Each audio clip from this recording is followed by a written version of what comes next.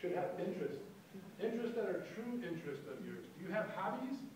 You know, do you like to read? Do you like music? Do you like to sing? Do you like to ski? Do you like to play basketball? What is it that you like to do? Because in order to get into a college, the threshold is your academics. And sure, the better your academics, that's good. But what is just as important after a certain level, once you cross the threshold, is what are you going to do for that school? What kind of, are you a tuba player? Are you an Olympic gymnast? Are you, what are you? What is your purpose? What do you do? What can you add to this community? You have to kind of think about it, not just like, okay, what are they going to do for me? You have to think about it as they're going to choose me, so what am I going to be able to do to help them? What can I do to make them want me to come and be a part of this community? Well, what do schools want? What do you think they want? All schools, we want nice kids. We want happy kids. We want kids who are involved and active and like to play sports or whatever it is that you like to do. Like to be involved in whatever it is that you want to be involved in. That's what we want in the school. So you have to kind of show them that that's what it is that what you like. So through your interests and your habits and your hobbies, you got to have energy. You got to have positive energy. There's a typo.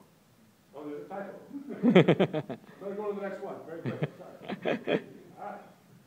So, the English language levels, as you know here, are the primary levels 1, 2, 3, 4, and 5. Now, historically, what we've done is in the past 30 years, all of the students, international students, who have gone on from Hartford to the different boarding high schools, we keep track. Okay, let's take a school. There's a school in Monterey called the Robert Louis Stevenson School. Okay, for the past 25 years, students who have reached level 4 mastery have been able to be successful at that school. Okay, so having 25 years worth of history and data, we know that if a student here is doing well and is able to do level 4 work here, that they have been able to be successful at the Robert Louis Stevenson School. For 25 years, we've seen that happen.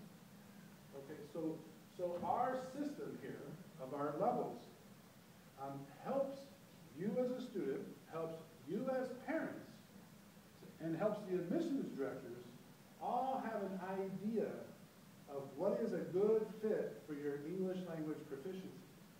So the lady said 60 on the TOEFL exam. Well, that's right about a year.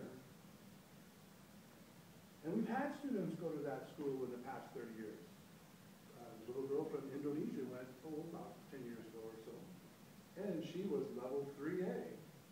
And what do you know? What she said yesterday matches with that information. They have a transition English program. So what level you end up getting your certificate from is important to you, and I would offer to you that I would be willing to help you in your individual quests to go out and figure out what's the best school for you, and by sharing with you, the history of what kind of school it is. We have a kind of a saying. We always like to use the range. Because there's a school in Southern California called the Ojai Valley School. It's a high school. And they have from the very beginning level English, in our case it's actually level 2. And they accept all the way to, of course they would accept a level 5 student. My goodness, we got Einstein coming here, compared to. So their range is a range from level 2 to level 5 has historically been successful at that school. The Cho Rosemary Hall School, where Mrs. Shanahan's husband was the head of school for many years. They only have had, students have had to be level 5 in order to be successful at that school.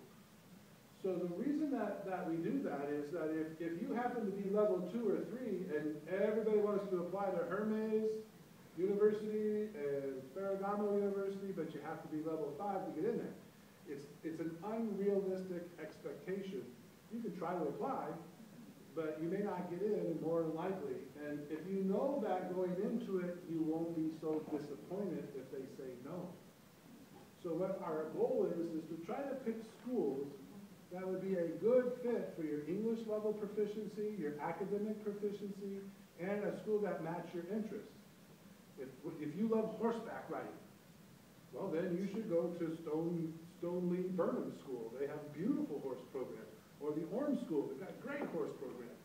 So you have to do the investigation and figure out what school has which programs that are interesting to me. Not just who has the very best top academic brand name, Herman's University. So you should pick a school that fits your interest level and it offers the extracurricular activities that you're really interested in.